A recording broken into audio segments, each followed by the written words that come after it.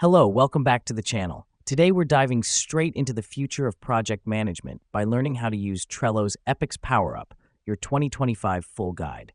To kick things off, you need to enable the Epic's Power-Up in Trello. This is the first step to unlocking the benefits of this feature.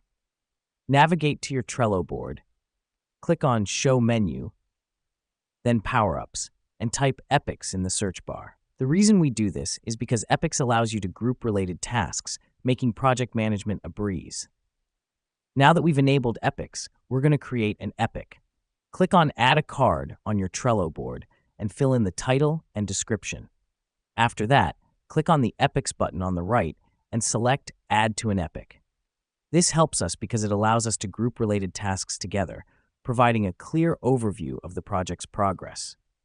Next up, we'll be linking related tasks to our epic.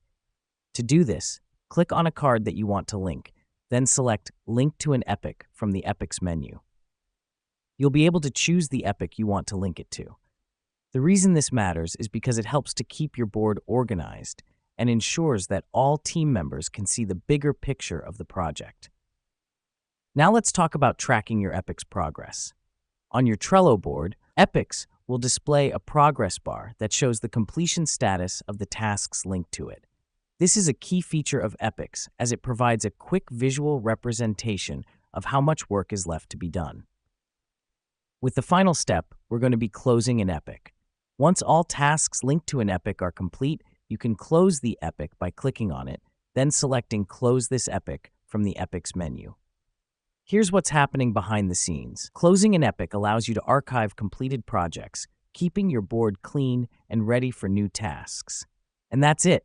You've now mastered how to use Trello's Epic's Power-Up.